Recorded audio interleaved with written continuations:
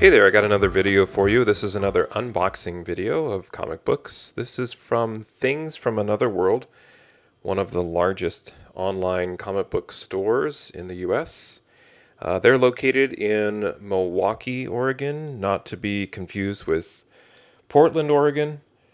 And this is an unboxing of my regular pull order, pre-FOC order, whatever you'd like to call it, subscription service from Things from Another World. They are my primary provider for brand new comic books, and I've been using them for well over a year and kind of wanted to walk you through what a larger order looks like from this company. Now, you'll see from this box, top down, it's hard to kind of tell the depth, so I'm going to turn this on its side here and show you just how large of an order this is. Again, it's about two. I have them ship every couple of weeks, so the number of books varies depending on my FOC order that I add at the last minute before the deadline, and then my normal subscription. So let's get to the unboxing so that you can see how it's packaged. Pretty standard, normal, just brown box. They use their branded tape on the outside, along with some other clear plastic packing tape, obviously shipping labels and everything. So I'm gonna take my my lightsaber here, standard office scissors, and cut right through. I'm not so concerned, only because I know how they pack on the inside, that I'm not slicing through books here or anything like that. Go ahead and cut the side. Start to pop that open. Turn it, swing it this way. And same thing, just give it a nice light slice on the side. And then you can start to see everyone's worst nightmare, packing peanuts. These packing peanuts get everywhere. So here we go. Now I'm going to walk you through how I pick each one out of here one at a time. Of course, I wouldn't do that to you, but I do need to scoop some of it out. So I've got another box over here, kind of off to the side, and I'm just going to kind of bail water right over there because you can't really get to these, the books underneath, without at least taking some of these out first. So this is really fun. And unfortunately, I really don't save these. I could probably fill an entire garbage bag. Already starting to lose my breath with this workout. I could fill a garbage bag of these every month. They could be used for filler if maybe you're sending a shipment off to CGC and you want a little bit of extra padding. They opt for this. In terms of any other bubble wrap, now I'm spilling these on the floor. Eventually, I promise you there will be comics in here. Keep going. And we're getting closer. I can see the packing slip. Grab that, get that out of the way. I'll keep the packing slip off to the side. This is what it looks like. Kind of see what I've been ordering here.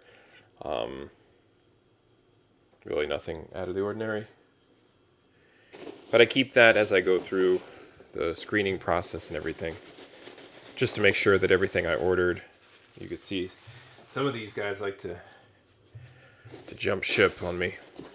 Okay, I think we're okay to start digging into the comics. Inside here, they typically wrap the comics in brown paper. It's usually like 2 or 3 sheets of brown paper, and they tape that. Depending on the size of the order, I will try and grab the bottom and lift the comics out. Also depends on my patience with these packing peanuts. I'll just keep going so you can kind of see what the bottom looks like. Almost there. So, a couple things here. I would argue that this is quite a, I don't want to say a waste of space, but there's a good 8 to 10 inches of space that we're just packing peanuts. Is that necessary? Could they use a different box? Certainly. But I will tell you that the condition of these comic books coming from Things from Another World, it's one of the highest. It's in my top 5. And I think I've screened, graded over 1,000 books from them. So this is a very, very large sample size. I can pretty much trust the grade at this point. So I'm going to just very gently see if I can dig down to the side. There are times where they put a couple of packages in brown. This is an entire, the entire stack is wrapped here. So what I'll try and do is go ahead and peel back the paper to see if I can just grab some books a little bit at a time. And I prefer to do it that way just because then I'm not grabbing everything from the side and bending, because it's heavy. This is probably an order of about, I don't know, 50 books. Just see what the final count is. 44. So there are 44 books in here. So I'm not really worried about trying to get them all out at once because they're essentially sitting on top of one another, just crushing each other. And you can see what they end up doing here is they alternate, which is great. So you don't get the spine curling that you normally would with some other large online comic book stores that I used to use. So I just try and peel away the brown paper as best I can so that I can just start to grab a few books at a time. I try not to grab too many, but it's kind of the trade-off between a lot of work to get to the books, and the trade-off is you get them in really good condition. So let's see, I can't quite grab a few. Something's getting stuck right there, maybe at the end. Try and grab them from the bottom. Okay, I see what they did. Now this time they wrapped a bunch of these. Is there additional plastic? Yeah. Okay, so I think they taped some of them together this time. No, it was another plastic bag. So this is the first time I've seen this where they actually have put comics in another outer plastic bag. I don't see at first glance any impact. Looks pretty good. So that's a good sign. Looking at the corners, you can almost tell right away, but see how they alternate, which is awesome. I love that. They're upside down. There's a bunny mask incentive. Like it's really nice. Those dreaded stickers. I'll get to those in a minute. So I do like the way that they alternate to protect the spine because these books are heavy. On a 44 book order, comics are just laying on top of each other and just mashing each other. So the way that they alternate is fantastic. So let me put those aside, see if I can get the rest, and then we'll kind of quickly go through what I ended up ordering and some of the highlights here. So now that I know that these are in a bag, I can kind of grab the outer plastic bag to get the rest. And I think I got one last bag here. I can go ahead and grab. All right. Now I can get this giant box out of the way. All right. So I'll go through a few of these quickly so you can see what was in the order. All right. I'm not going to name off each of the 44 books. I'm just kind of going through and examining here. It's a little bit of bending on that corner. Hopefully it's nothing too crazy. It looks okay. What they do is if it's an incentive variant, they put 2 stickers in the back. Just like with Boxed Heroes, what the stickers end up doing is over time, if you have a lot of books with that sticker pressing against the front of the next book, then what you'll see right in there is an indentation from the TFOS sticker. So depending on if you're stacking your books to sort or they get in a short box that doesn't have a lot of room, you start to see that remnants of that sticker. So even though I pay for the bag and board service, you have to. I mean, it's another expense that I'll get to here in a second with TFA. it's an additional expense to pay for their bag and board service, but I often I'll definitely replace the sticker. Their bags seem a little bit flimsy. You can kind of see the way that the bags slide around. Look at this one. See right here on the end, it slid around right off the edge of the board. I seriously don't understand this at all. I understand going cheap and I understand trying to save money, but you can see how the comic is not even protected. So depending on the grade, depending on how they arrive, again, I decide whether or not I rebag these, but it's really tough when you pay for the service and then the comics don't really even fit. It's almost just like insurance. So you have to pay it to insure the books that are coming in.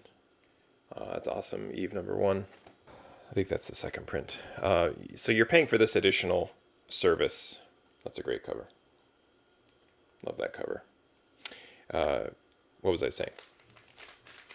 So you're paying for it kind of, almost slid out the bottom, which, okay, so great. They put this outer plastic, but they don't seal it. So lesson learned for next time, be careful with that outer bag because they will almost just slide right out of your hand here. So yeah, you're paying for the bag and board service.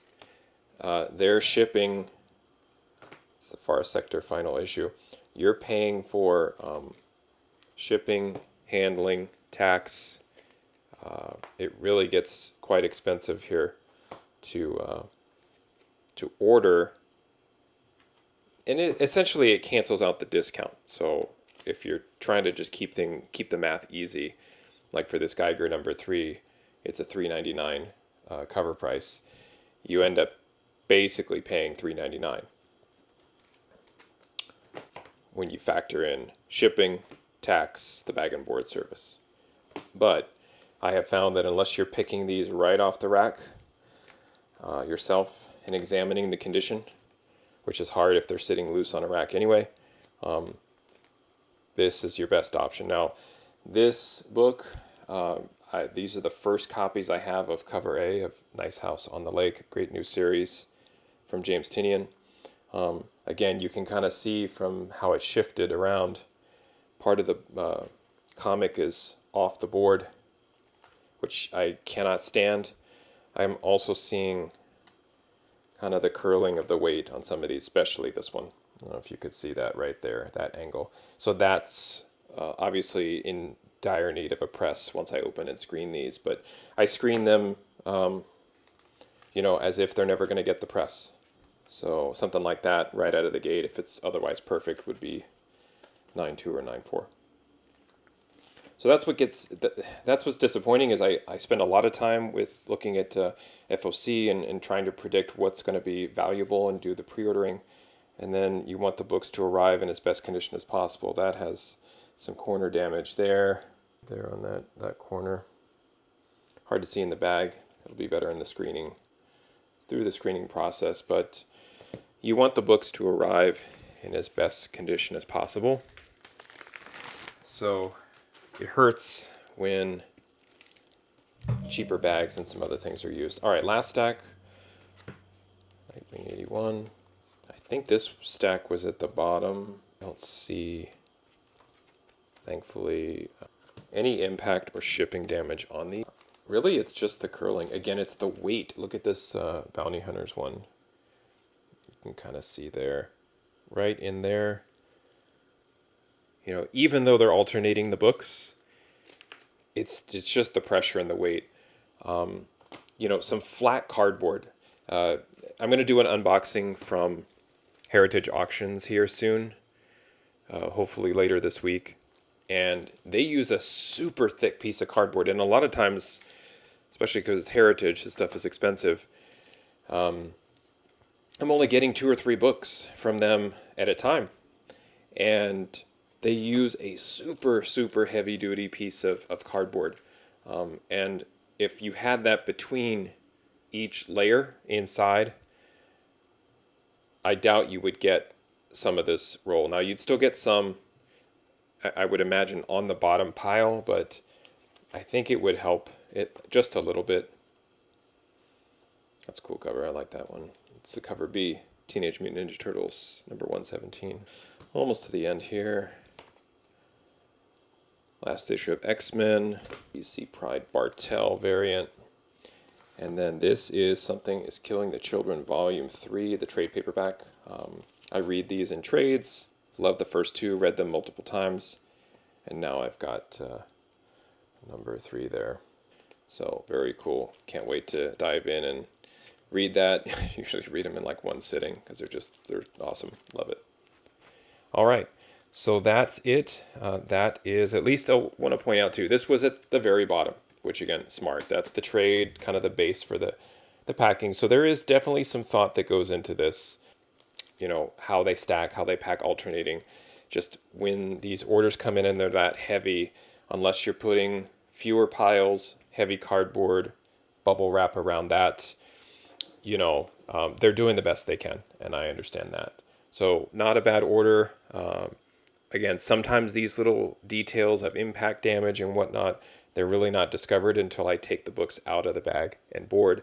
But look for an upcoming screening video where I start to go through these and catalog and grade, and you'll kind of see the issues I look out for and the dings that hopefully won't be there, that show up in the bags, the curling and whatnot. But that's your unboxing from July 2021 from Things from Another World. Thanks for watching. Happy collecting. See you next time.